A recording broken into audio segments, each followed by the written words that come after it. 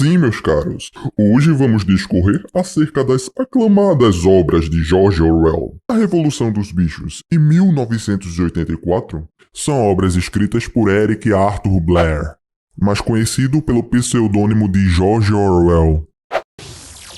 A Revolução dos Bichos. Todos os homens são inimigos, todos os bichos são camaradas. Ideal para jovens por conta desse ar mais lúdico e por ser uma obra de fácil leitura. Por exemplo, os porcos representam a classe política. A primeira parte da análise termina agora, mas não fique triste não, porque no mês que vem tem mais. E encerraremos em alto estilo, dessa vez com foco maior em 1984.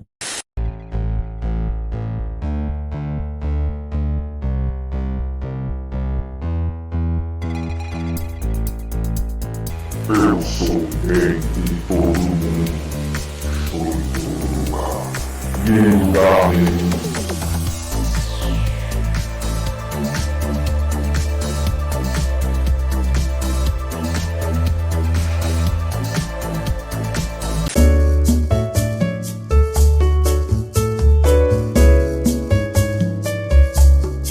Pronto, agora que você já entendeu do que se trata a Revolução dos Bichos, vamos ao próximo livro, 1984.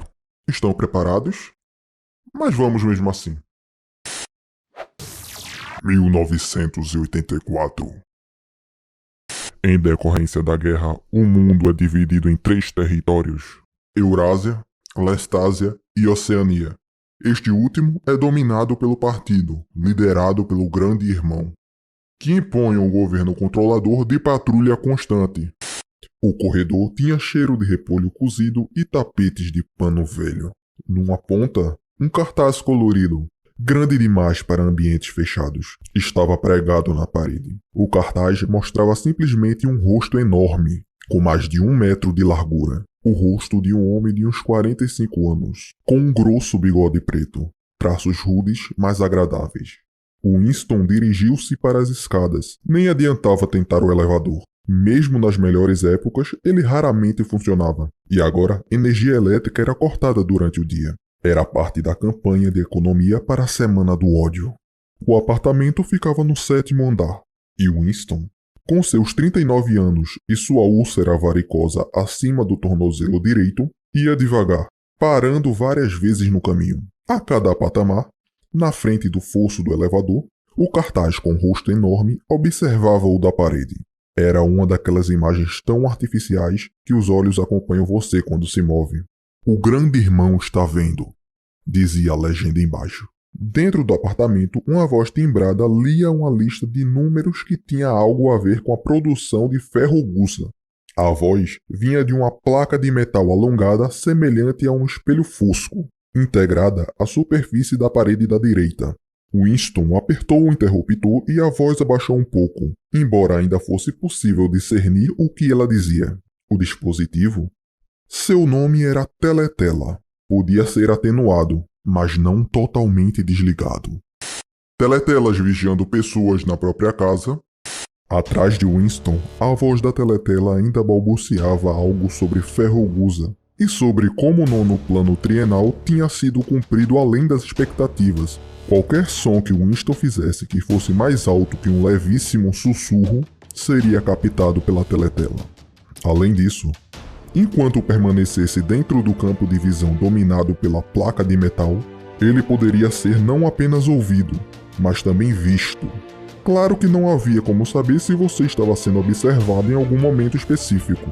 A frequência com que a polícia do pensamento entrava na linha de alguém, o sistema em que ela entrava, tudo isso não passava de matéria de especulação.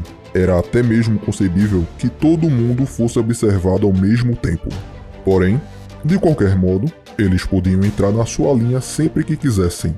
Você tinha que viver, e vivia por um hábito que se tornava um instinto, presumindo que cada som que fazia era ouvido, e cada movimento, exceto no escuro, era examinado. Revisionismo histórico para controlar a narrativa. O partido dizia que a Oceania nunca fora aliada da Eurásia. Ele Winston Smith sabia que a Oceania tinha sido aliada da Eurásia ainda 4 anos atrás. Mas onde existia esse conhecimento? Somente na sua própria consciência, a qual, de todo modo, logo seria aniquilada. E se todos os outros aceitassem a mentira imposta pelo partido, se todos os registros contassem a mesma história, então a mentira entrava na história e se tornava verdade. Quem controla o passado, controla o futuro. Quem controla o presente, controla o passado. Dizia o slogan do partido. Deturpação de linguagem, chamada de novilíngua, são práticas comuns nesse regime. Qualquer sinal de traição pode levar alguém à vaporização. Neste livro, acompanhamos a história sob a perspectiva de Winston, cidadão comum que começa a questionar a narrativa imposta pelo partido, conspirando assim contra o grande irmão. Como vencer uma batalha que nem em sua mente você está seguro? Pois nessa realidade, pensar se tornou um crime hediondo. Não fazia diferença se escrevia ou deixava de escrever abaixo o grande irmão. Não fazia diferença continuar o diário ou não continuar o diário. A polícia do pensamento o pegaria de qualquer jeito. Ele tinha cometido. Ainda teria cometido, mesmo que nunca tivesse levado a caneta ao papel. O crime essencial que continha todos os crimes em si. O crime do pensamento, como diziam. O crime do pensamento não era algo que pudesse esconder para sempre. Talvez você até conseguisse escapar por um tempo. Às vezes por anos. Mais cedo ou tarde, eles o pegariam.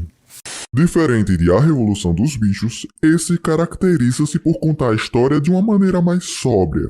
Ou seja, mais realista. Essa semelhança com a realidade é o que causa um impacto e faz o leitor imergir na trama. Enquanto o outro é mais simples, focando mais na história e na relação entre os personagens, aborda de uma maneira mais suave, digamos assim. Te faz querer ler capítulo após capítulo. Já 1984 é mais denso e descritivo. Foca bastante no ambiente, descrevendo a atmosfera imposta pelo partido, fazendo o leitor sentir-se sufocar, criando um elo de empatia com o protagonista, deixando evidente a capacidade imersiva da obra. O crime do pensamento não leva à morte. O crime do pensamento é a morte. Agora que se considerava um homem morto, passava a ser fundamental permanecer vivo o máximo de tempo possível. 2 dedos de sua mão direita tinham manchas de tinta. Era exatamente o tipo de detalhe que poderia servir de denúncia. Algum fanático bisbilhoteiro no ministério, provavelmente uma mulher. Alguém como a mulher de um louro escuro ou a moça de cabelos negros do departamento de ficção. Poderia começar a perguntar-se por que tinha passado o intervalo do almoço escrevendo. Por que tinha usado uma caneta antiquada? O que estava escrevendo? E então deixar a sugestão em um lugar apropriado. Como 1984 é praticamente uma metralhadora de conceitos por capítulo, recomendo que leia aos poucos, degustando, refletindo capítulo por capítulo. Agora que você já tem uma boa noção acerca dessas obras, vamos ao próximo ponto. Digamos que assim como eu, você levou os 2 livros em uma promoção. A pergunta que paira no ar é: por qual devo começar para desfrutar uma melhor experiência? Bem, agora a questão que ecoa em sua mente deve ser: cada obra tem seu estilo e universo próprio. Será que faz alguma diferença começar por um ou por outro? Essa pergunta é boa e não está tão distante da realidade. De fato, canonicamente, as obras não estão conectadas, são obras independentes. Mas nos aprofundando, percebemos uma relação. As histórias parecem ter se baseado em um mesmo evento, a Revolução Russa e o Stalinismo. Logo, abstraindo as alegorias, podemos perceber que elas se complementam. A Revolução dos Bichos mostra como se deu a tomada de poder, mostrando a ascensão desse governo autoritário, e como o mesmo corrompeu a visão idealista da Revolução. 1984 mostra essa ditadura já consolidada. O monstro já está gigante. Ou seja, pode ser considerado uma continuação sim, pois os eventos que ocorrem em A Revolução dos Bichos são citados em 1984, como se fosse um flashback, mas claro, com alterações nas metáforas, fazendo jus a cada universo. Meio complicado, né? Mas vamos ajudar ilustrando com os exemplos. Por exemplo, Bola de Neve de A Revolução dos Bichos e Goldstein de 1984 são os mesmos personagens, só que em realidades diferentes. Enquanto na Revolução dos Bichos o leitor testemunha o que aconteceu com Bola de Neve... Não acredito, disse ele. Bola de Neve lutou bravamente na Batalha do Estábulo. Eu vi com meus próprios olhos. Não condecoramos herói animal primeira classe logo após a batalha? Isso foi um erro, camarada, pois agora sabemos. Está tudo escrito nos documentos secretos que descobrimos. Que ele, na verdade, tentava nos conduzir rumo à nossa desgraça. Mas ele tinha se ferido, disse Possante. Todos nós o vimos sangrar enquanto corria.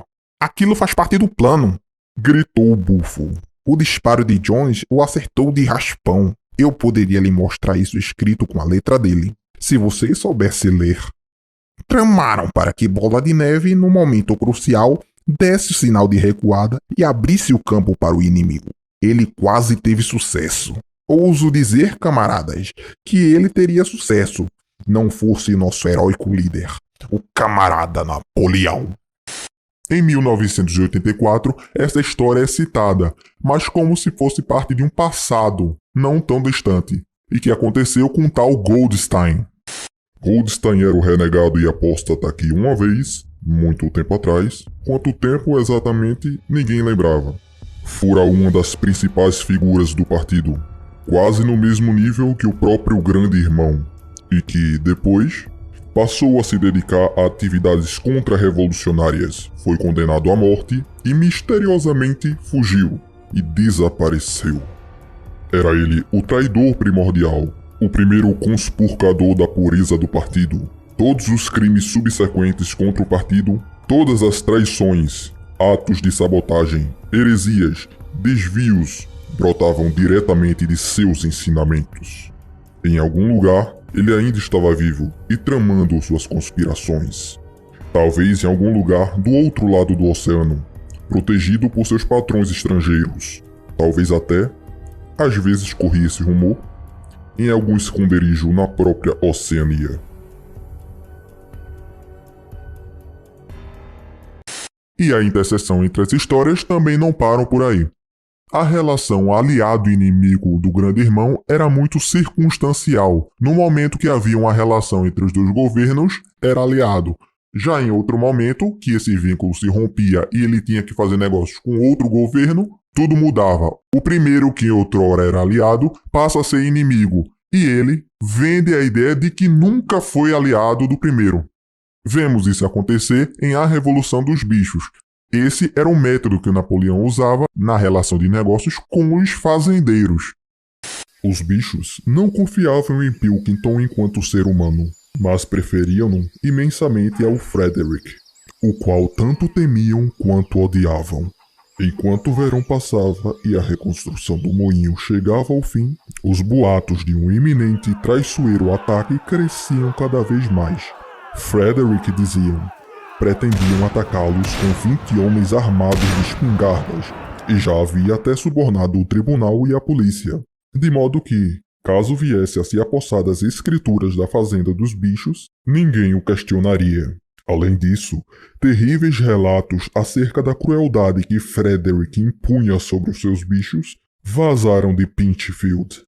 Ele teria açoitado um velho cavalo até a morte, matado suas vacas de fome e jogado seu cachorro em uma fornalha.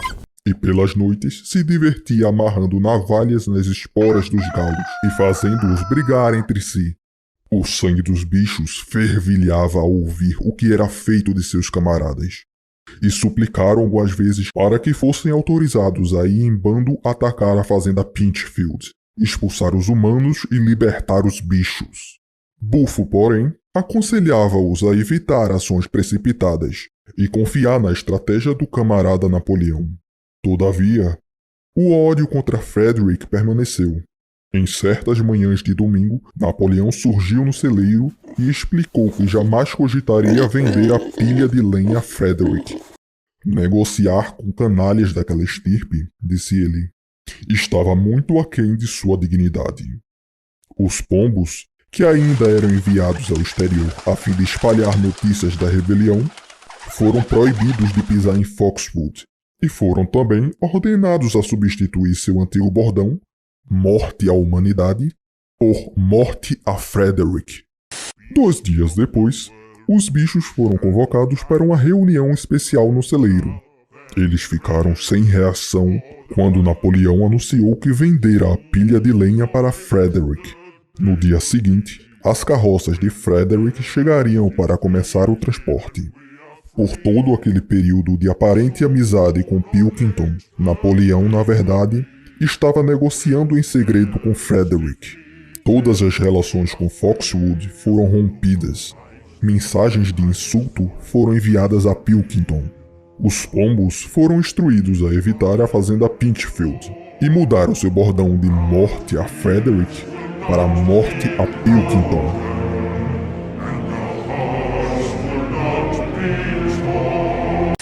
Havia apenas 4 anos que a Oceania estava em guerra com a Lestásia e em aliança com a Eurásia. Porém, esse era apenas um fragmento furtivo de conhecimento que ele por acaso possuía, porque sua memória não estava satisfatoriamente sob controle. Oficialmente, a mudança de parceiros nunca tinha acontecido. A Oceania estava em guerra com a Eurásia. Logo, a Oceania sempre tinha estado em guerra com a Eurásia. O inimigo do momento sempre representava o mal absoluto, e seguia-se que qualquer acordo pregresso ou futuro com ele era impossível.